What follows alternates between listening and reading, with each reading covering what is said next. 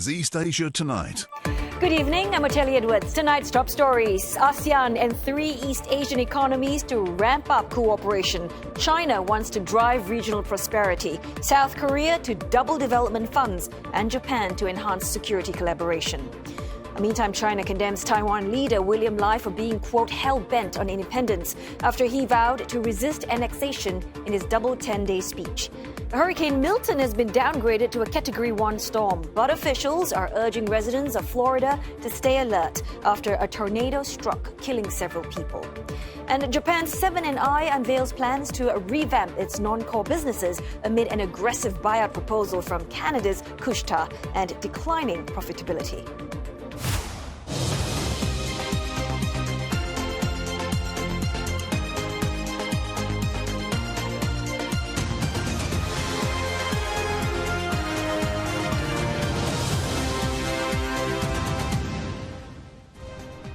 Ahead on East Asia Tonight, we'll look at how Chinese investment in America has become a key voting issue as the U.S. election nears, and how one town in the Midwest has become a focal point of the matter.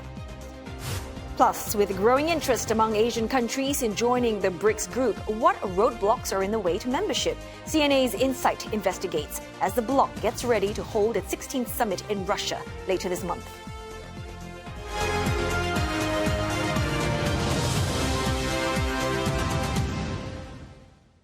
Well, ASEAN leaders have met their counterparts from China, Japan and South Korea earlier today in Vientiane.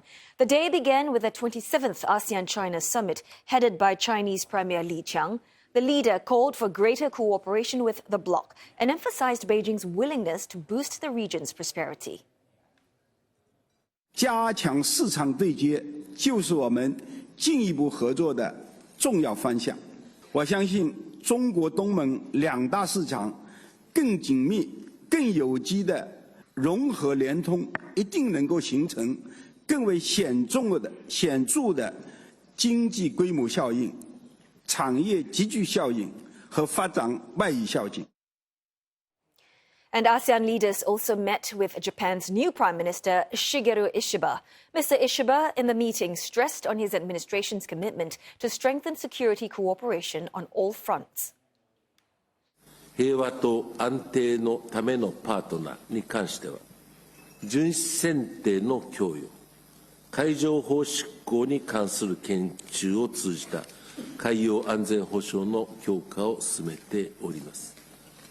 人材育成や金融支援を通じたサプライチェーン強靭化を含む経済安全保障の強化にも取り組んでおります。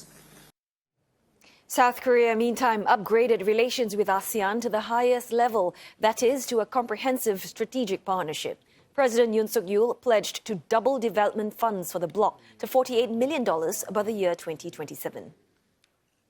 이러한 최고 단계의 파트너십을 바탕으로 한국과 아세안은 새로운 미래의 역사를 함께 써 나갈 것입니다. 아세안 국민들과 함께 손잡고 더 밝고 희망찬 내일을 향해 나가겠습니다. Well, tensions over the South China Sea reportedly surfaced in the discussions. An AFP report quoting a diplomat present at the talks saying that Philippine President Marcos told the meeting that Beijing could not pretend that all is well on the economic front while there are political tensions. Mr. Marcos was also said to have asked for talks on a code of conduct in the sea to be sped up. Separately, Japan and South Korea at the summit said that they would strengthen patrol and maritime cooperation with ASEAN to ensure peace and stability in the region. Now, ASEAN members Vietnam, the Philippines, Malaysia and Brunei have overlapping claims with China, with Beijing alone claiming almost the entire South China Sea. Beijing alluded these territorial disputes are bringing instability and uncertainty to ASEAN and China's development.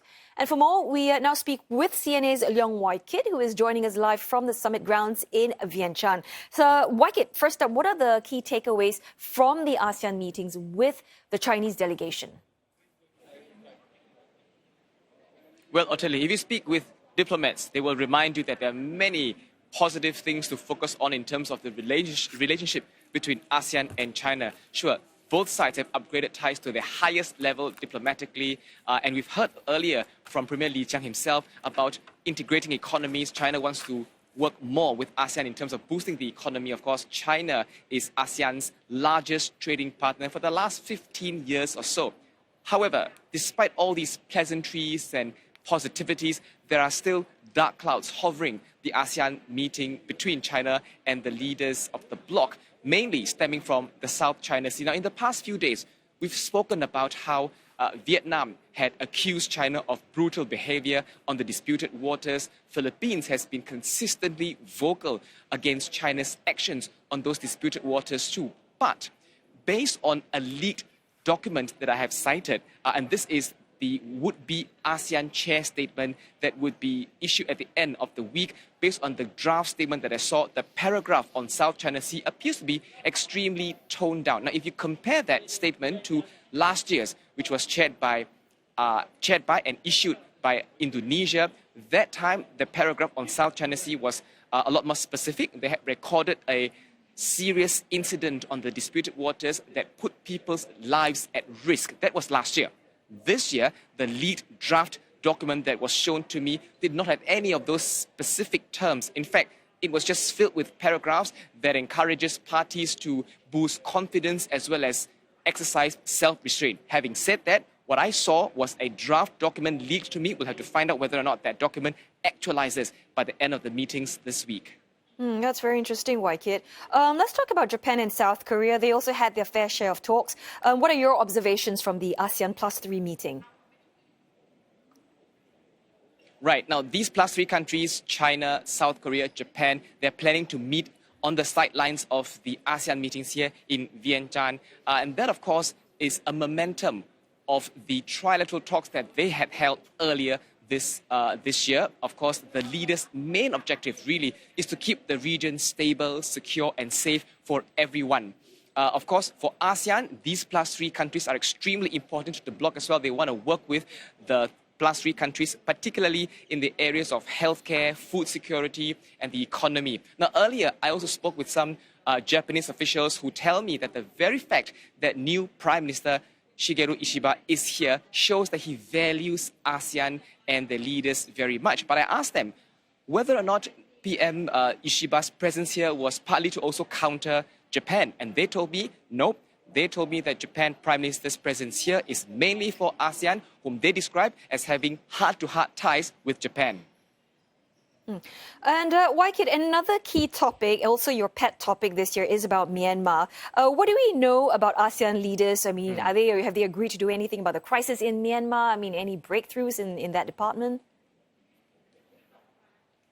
Yep. Now, earlier I've seen a leaked document which has now been published. I think it was published about an hour before we went live. And I've seen that document, both leaked and the published one. They're exactly the same. The leaders' decision and review of Myanmar again appear to have toned down a lot compared to that of last year.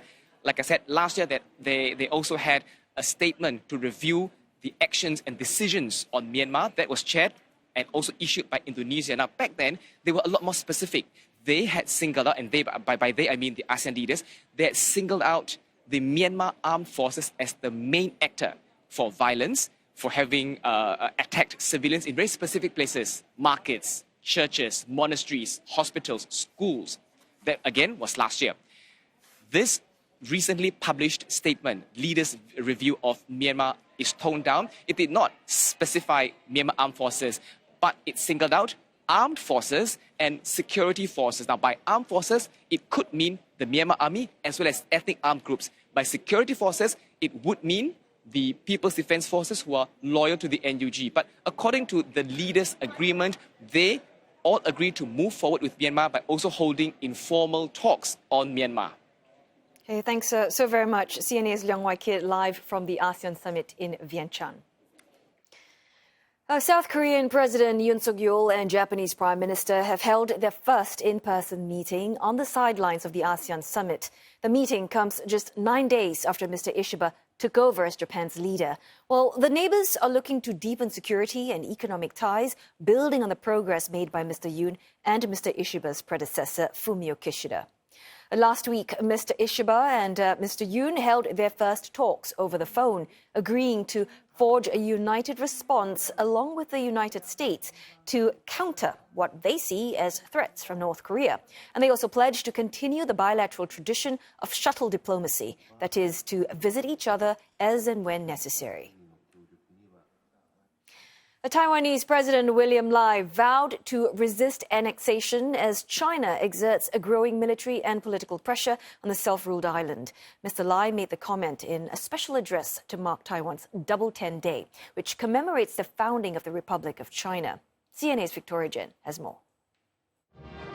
Addressing guests and the general public in front of the presidential office in Taipei, President William Lai showed no signs of backing down from his outspokenness on the issue of Taiwan's sovereignty. 中华民国已经在台澎金马落地生根，和中华人民共和国互不隶属，民族自由在这块土地上成长茁壮。中华人民共和国无权代表台湾。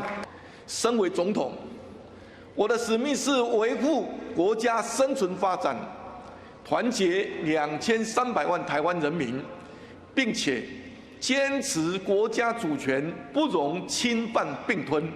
Cross-strait relations are at the lowest point in decades, with Mr. Lai's pro-independence Democratic Progressive Party occupying the presidential office for 3 consecutive terms. In the January 2024 election, Mr. Lai won the presidency with 40% of the vote. Thursday's celebrations marks the 113th anniversary of the toppling of China's Qing dynasty and the subsequent founding of the Republic of China.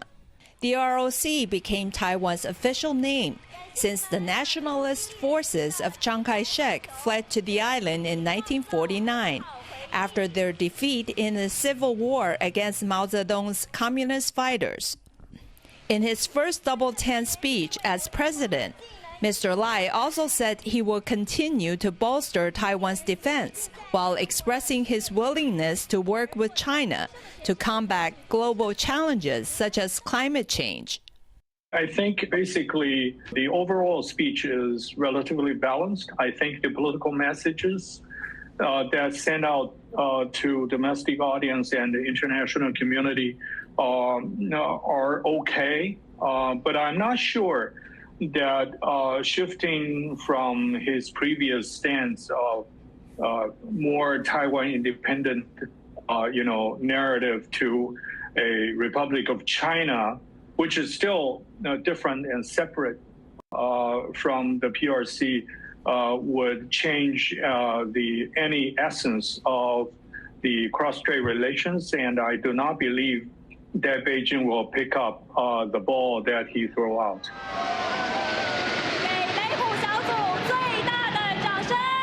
Mr. Lai recently said the PRC, which is China's official name, would never become the ROC's motherland because the ROC existed before the PRC. The so-called two-state theory has infuriated China, which has accused the Taiwan leader of putting the Taiwanese people in danger of a war with his independence provocations. China has also stepped up military activities around Taiwan this year, while Taiwan's Navy commander recently warned that China is tightening the noose around Taiwan and may be ready to subdue the island at will. A recent survey shows that President William Lai's approval rating has exceeded 50%, while most Taiwanese don't expect tensions to ease under his administration. Many still hope that the two sides can resume communications and resolve their political differences in a peaceful manner. Victoria Jen, CNA, Taipei. Reacting to Mr. Lai's speech, China condemned the Taiwanese leader for escalating tensions for political reasons. Beijing stressed that Taiwan has no so-called sovereignty, as it insists the island has never been a country and can never become one. 赖清德的讲话蓄意割裂两岸历史连接，重谈互不隶属，坚持主权等论调，变换花样贩卖台独谬论，再次暴露其冥顽不化的台独立场和为谋取政治私利不惜推高台海紧张局势的险恶用心。世界上只有一个中国，台湾是中国领土不可分割的一部分。中华人民共和国政府是代表全中国的唯一合法政府。The Chinese Foreign Ministry added that both sides of the strait belong to one China, and reunification is an inevitable necessity. Coming up next on East Asia Tonight, HSBC weighing cost-cutting measures that target trimming top management layers. Plus, Uniqlo's parent company Fast Retailing clocks in another year of record-high performance.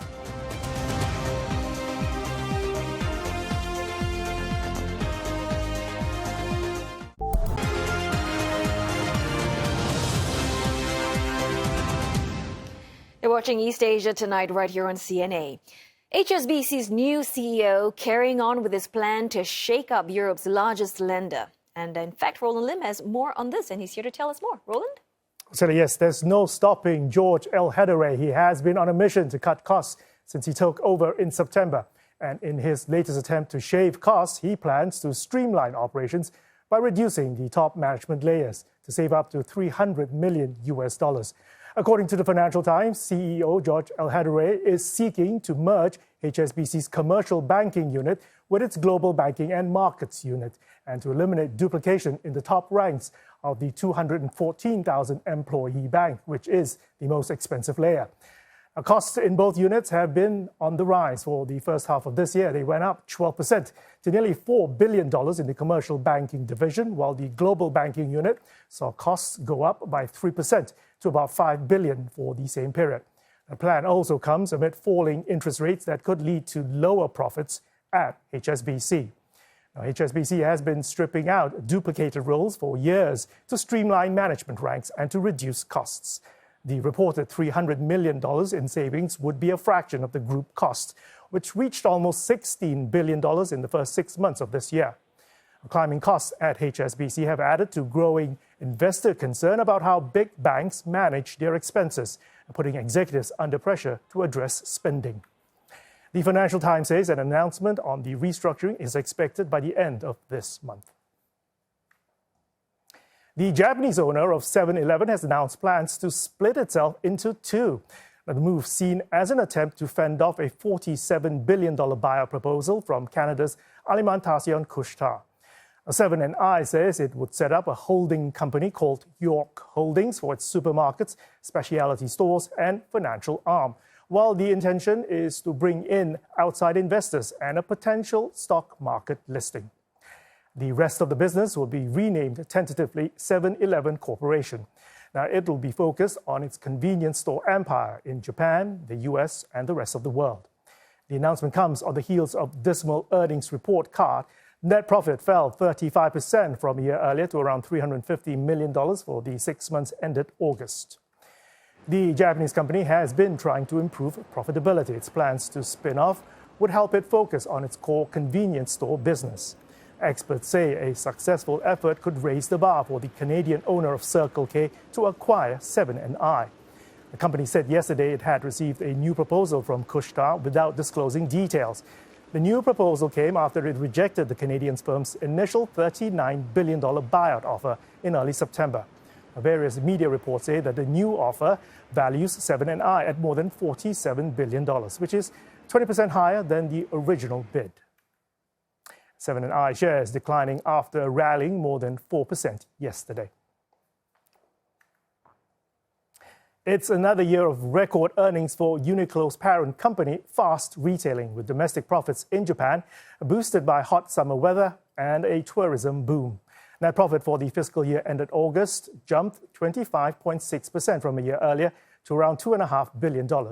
Revenues also rose more than 12% to around $21 billion. The company expects another record-beating year for fiscal year 2025 that began last month, expecting revenue to grow by 9.5% to $22 billion. Now, the firm's earnings have hit new records for several years running since the COVID-19 pandemic eased as it pursued an aggressive international expansion strategy. Its operating profit margins improved significantly in both North America and in Europe. Domestic sales were robust, getting a boost from a record influx of tourists. Fast Retailing says buoyant demand from overseas visitors also contributed to the increase in Japan's revenue. And Fast Retailing also operates the budget GU clothing brand, which reported a jump in revenues and profit for the financial year. Its shares, ending the day about 1.3% high today. Quick check on the equity markets in East Asian economies. Modest gains, while the Japanese Nikkei 225 did end the day 0.26% higher, and the Kospi up by nearly 0.2%. Taiwan markets closed for a holiday. The Chinese central bank has moved to inject more liquidity into capital markets as it seeks to renew confidence in the economy. And that announcement helped Chinese stocks bounce back from the previous session's deep losses. A Shanghai Composite finishing up 1.3%, Shenzhen Component did slump 0.8%, and Hang Seng Index in Hong Kong jumping 3%, snapping a two-day 11% decline. That's its biggest decline in 16 years earlier this week. The People's Bank of China says it will now be accepting applications for a $70 billion swap facility to help boost capital markets. The scheme would give financial institutions easier access to funding to buy stocks. This comes after Chinese stocks erased some of the gains from a blistering rally in recent sessions, reflecting a growing impatience over the pace of China's stimulus measures. The CSI 300 index of mainland shares plunged 7% yesterday, and that's its biggest loss in more than 4 years, snapping an 11-session winning streak. The CSI 300 did bounce back 1% today, though, and fund managers say Beijing needs to put forward a concrete game plan to boost consumption and to support the broader economy in order to maintain the market's blistering bull run. Traders will be looking for more clarity when the Finance Ministry holds a press conference on Saturday. And later on in the bulletin, I'll be speaking with Aditya Mathur. He is the World Bank's chief economist for Asia, East Asia and Pacific on their latest report in the region. Do stay tuned for that. But for now, it's back to you, Otelli. Thanks so very much, Roland. Coming up on East Asia tonight. Green Charter Township is a small community in Michigan at the center of a controversy over Chinese investment, a key issue in the upcoming presidential election. I'm Mitch McCann. I'll have more on that story shortly. Plus, we'll find out more about the different ways the BRICS group could impact world order.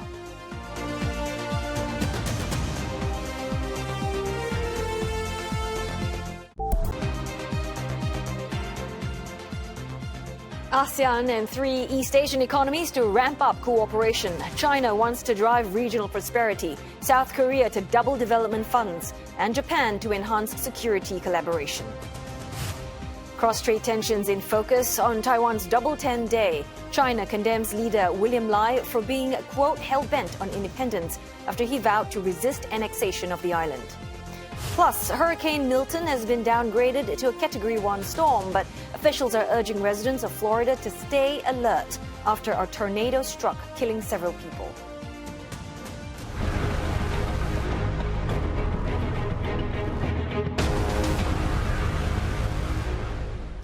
Hurricane Milton has been downgraded to a Category 1 storm from Category 3 hours after making landfall. Officials are nevertheless warning the American public not to get complacent, as Milton is still a hurricane. Tornadoes that were spawned earlier have reportedly killed several people. And this video posted to social media is said to show a traffic camera's footage of a storm surge on a highway in Siesta Key just minutes after landfall. Officials earlier warned of life-threatening storm surges which could reach higher than 4 meters. The satellites also captured the moment of the landfall, bringing devastating rain and damaging winds of up to 165 kilometers an hour and knocking out power to more than 3 million people. At least 19 tornadoes touched down and more than 115 warnings were issued for twisters. Police reported multiple fatalities among a senior community at a country club, while several homes were damaged.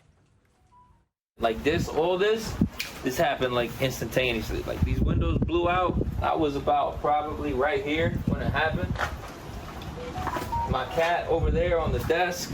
I grabbed the 2 dogs and like run under my bed. But that was it. Probably 1 minute total. Probably less. Milton is forecast to cut right across Florida, and experts are saying that the sheer size of the hurricane makes it extremely dangerous as it stretches 90 kilometers end to end, packing destructive winds.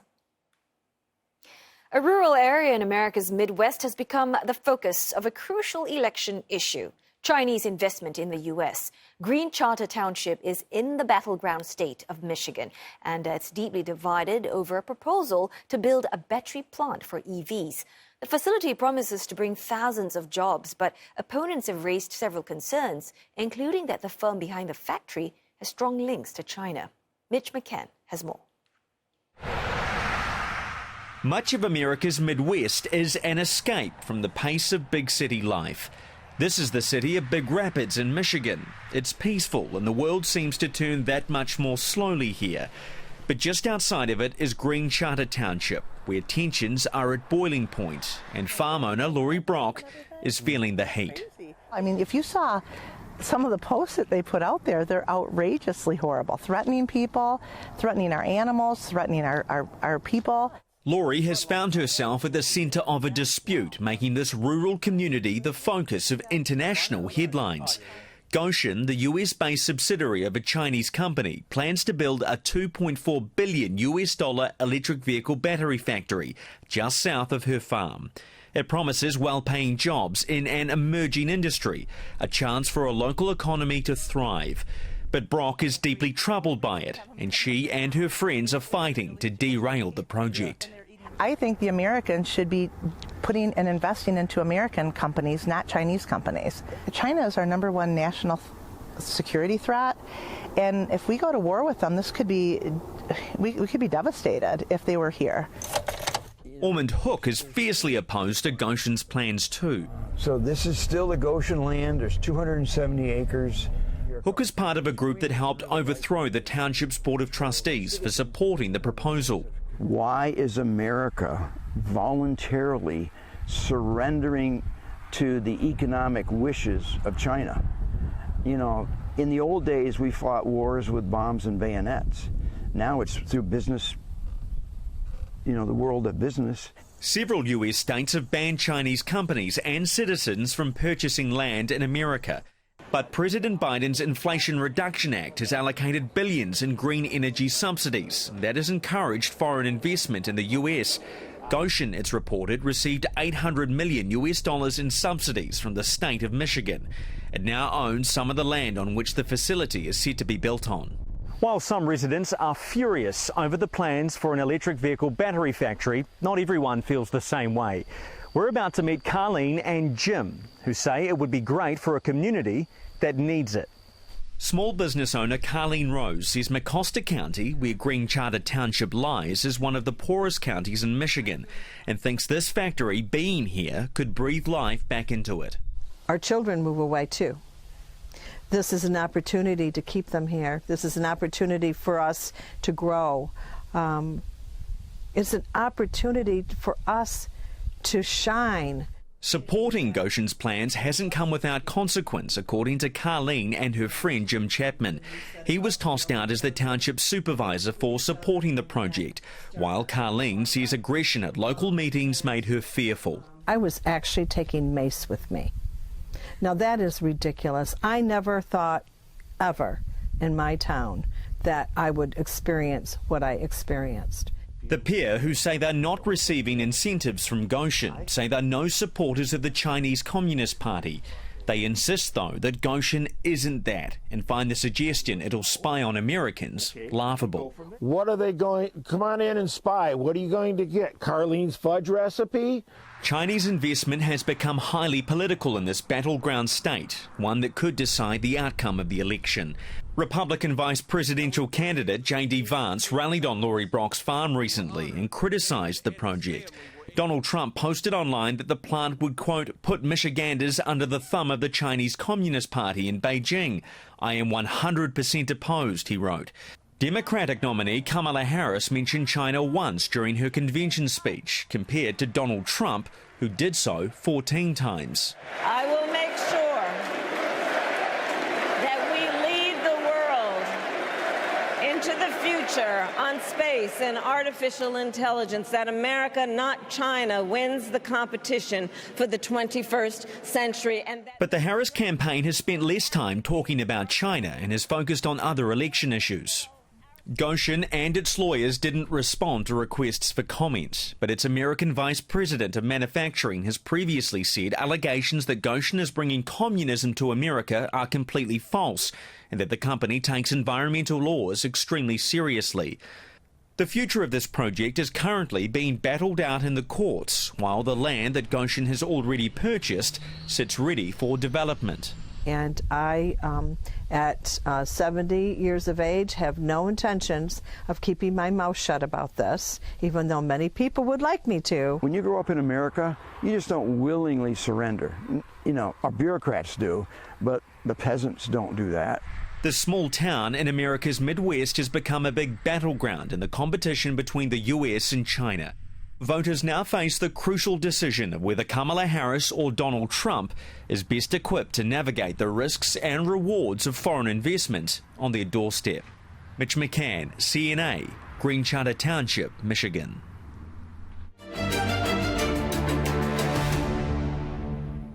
For more than 10 years, BRICS was an economic grouping comprising Brazil, Russia, India, China, and South Africa. Well, fast forward to later this month, and BRICS will hold its 16th summit in Russia, marking the group's first forum as an expanded grouping with 4 new members.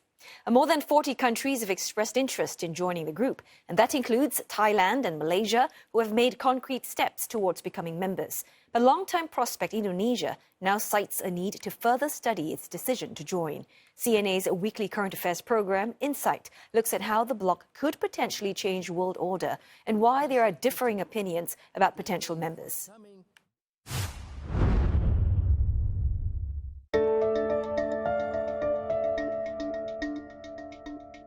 Here, in the Bukit Jalil suburb of Kuala Lumpur, is the sprawling Meranti Park.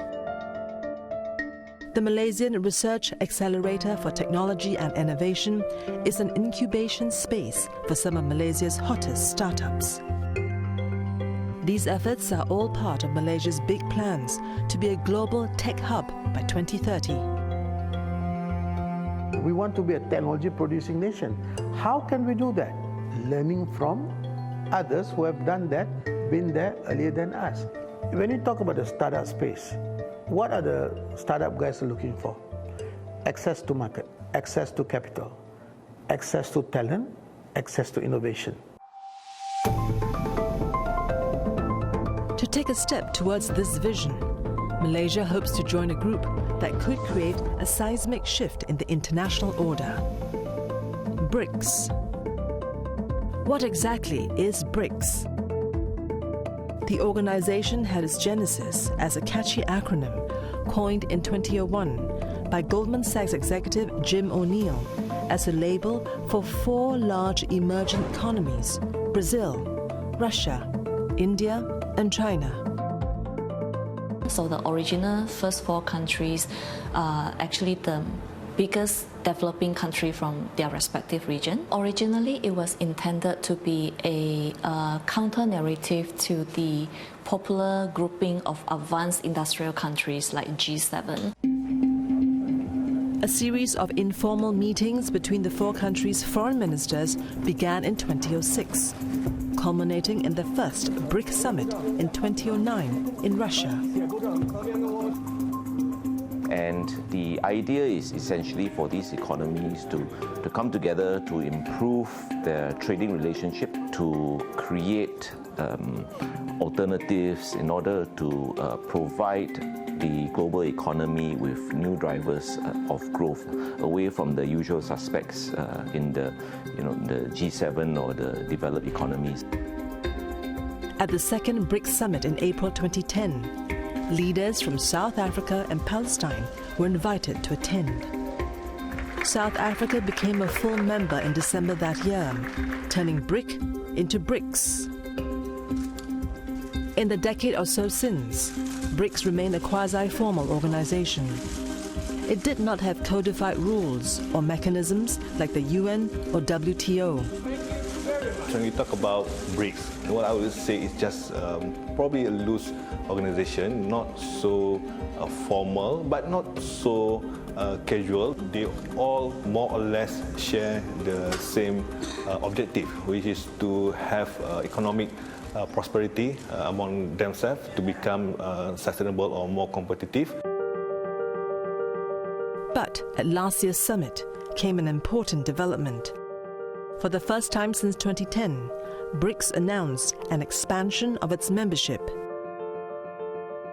We have decided to invite the Argentine Republic, the Arab Republic of Egypt, the Federal Democratic Republic of Ethiopia, the Islamic Republic of Iran, the Kingdom of Saudi Arabia, and the United Arab Emirates to become full members of BRICS.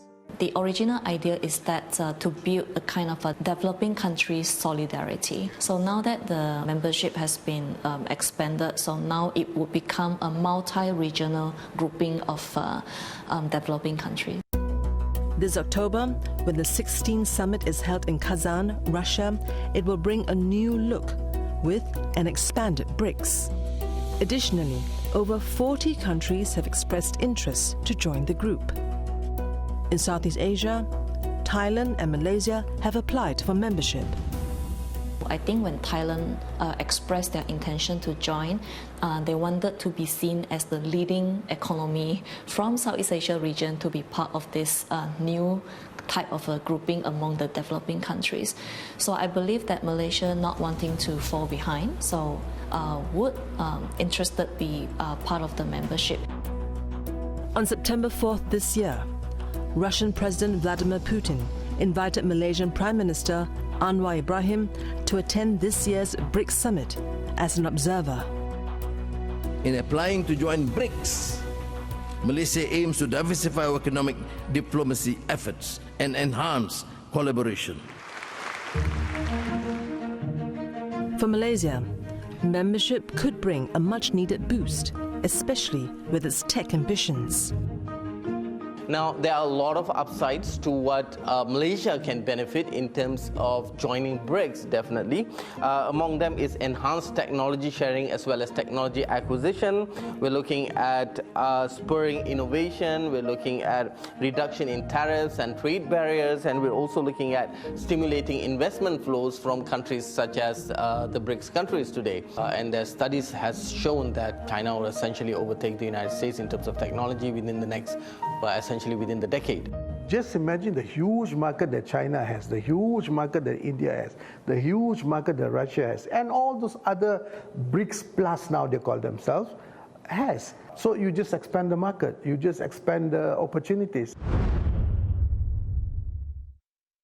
So, what is the future of BRICS, and will it challenge the current Western-led world order? Well, you can catch Insight episode Building BRICS, A New World Order tonight at 9 p.m. on CNA. And you can also catch up on CNA Video on Demand or CNA Insider's YouTube page. Right, time now to go for a short break, but coming up next on East Asia tonight, we'll speak to the World Bank's chief economist for East Asia and the Pacific as the group releases its latest jobs and technology report for the region.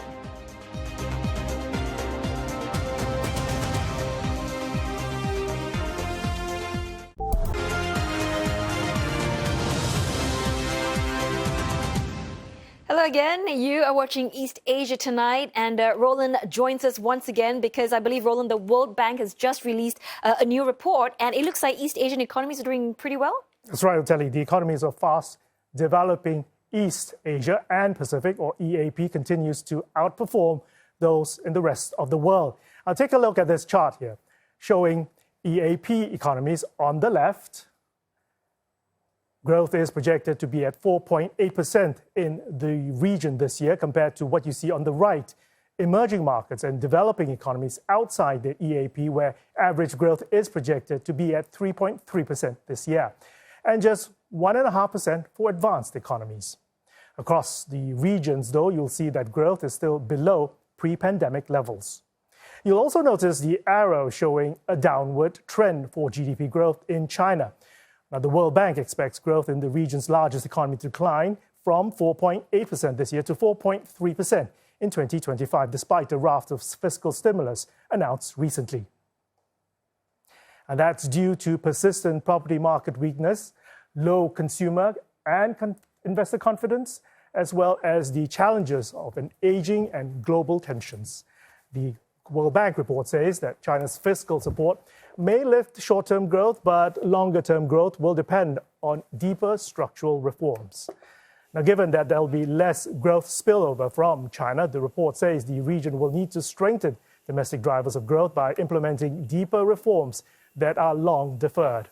Now, one of the challenges highlighted the need to equip workers with technical, digital, and soft skills to complement new technologies. And for more on the report, we are joined now by Aditya Mattu. He is Chief Economist for East Asia and Pacific at the World Bank. Aditya, good to have you with us. Let's talk about the elephant in the room. The World Bank predicts China's GDP will grow 4.8% this year, slow to 4.3% next year. Is this projection, are you sticking by it despite Beijing's best foot forward with its massive monetary stimulus that's just been announced? For the moment, for this year, we're not changing our projection for China. I agree that there's been a big monetary stimulus. It's eased financial conditions. It's lifted financial markets. But you have to remember that, credit demand has been weak. So in these conditions, we don't expect the monetary stimulus per se to dramatically change the real economy. So we believe that for this year, the growth projection remains 4.8%. So I guess the billion-dollar question that everyone is asking is that does that stimulus flow to the demand side of things and not just the supply side of the equation? You're absolutely right. The fiscal stimulus is arguably more significant, but it'll take time to implement. So we expect it to kick in next year. The fiscal stimulus is also unusual that for once it targets consumers. But you have to remember that consumer spending has been held back by worries about declining wage and salary income, declining property income, and worries about, growing old, falling ill, losing your job, especially in a system where social protection isn't quite as strong as it could be. And therefore, we are concerned that if the stimulus doesn't change what we refer to as long-term permanent incomes, it might not change the propensity to consume. And that means that the multiplier effects of stimulus, where government spends and then consumers spend and then they create more jobs and the people who get those jobs spend, those multiplier effects might not be quite as strong. And therefore, we do recognize the potential power of the stimulus, and we revise our projection for next year's growth in China from 4.1 to 4.3%. Aditya, the World Bank has long advocated deeper structural reform for China to ensure longer-term growth. Were there any missed opportunities with the recent stimulus measures announced? The stimulus is not going to be a substitute for the deeper structural reforms which are needed to lift China's long-term growth. The good news is the third plenum signaled some of those structural reforms. The need to, for example, strengthen systems of social protection, deal with issues of pensions, and also perhaps institute systems of unemployment insurance. In China, for example, health insurance is widely available, but coverage is relatively shallow. So those are the kind of measures that would help consumers be more confident of spending today without needing to save large amounts for the future. China stands out in the world in terms of the exceptionally high savings rate. At the same time, measures which allow greater consumer mobility, the Hukou system reform, both in terms of greater entitlements in destinations like cities, but also the ability to capitalize land assets in rural areas by creating a more effective market for land, I think those are the kind of measures that would reassure consumers. But you also need to reassure investors. Now, some part of it is not easy because of the global tensions are inhibiting foreign investment.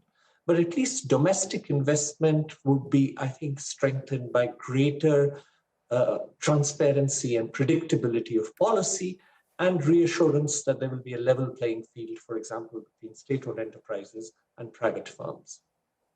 Aditya, you mentioned the geopolitics between China and the US, or alluded to it anyway, but export-oriented Asian economies are seeing supply chain shifts. With geopolitics playing out, it's created opportunities for countries like Vietnam and India. Tell us about the new roles that these countries are now playing. You're absolutely right. One consequence of the global tensions, but one must remember, global tensions are not a public good, they're a public bad. And because they inhibit ultimately investment everywhere. But for the moment, there's no doubt that they have led to a shift in patterns of trade and investment. And some countries in the region have benefited. Vietnam is a great example, where we have seen flows of investment from China, from the United States, from Germany. And these flows of investment have increased the sales of Vietnamese firms, boosted productivity, and created jobs. Our concern is that if the tensions are not resolved, there is a risk that policy might become more stringent. There might be more stringent rules of origin, which means, say, for example, the United States might like to see less content in its imports from sources that it doesn't want. And it might also restrict exports, not just to the immediate, for example, to China, but also to intermediate countries like Vietnam. And that, we worry, is going to squeeze the scope for playing this intermediary role in global value chains. And therefore, we feel countries should not bank on just this specific period of tension, but invest in longer-term reform. Aditya, we've run out of time. Thank you for those insights. There was Aditya Mathur. He is Chief Economist for East Asia and Pacific at the World Bank, speaking to us live from Washington, D.C. That was a great interview, Roland. Really enjoyed that. And I guess on that note, it's time to wrap up East Asia tonight. The usual, don't forget your headlines anytime at CNA.Asia. And where else can you find us, Roland? Plus, we're on Facebook, YouTube, and X. Thanks for watching.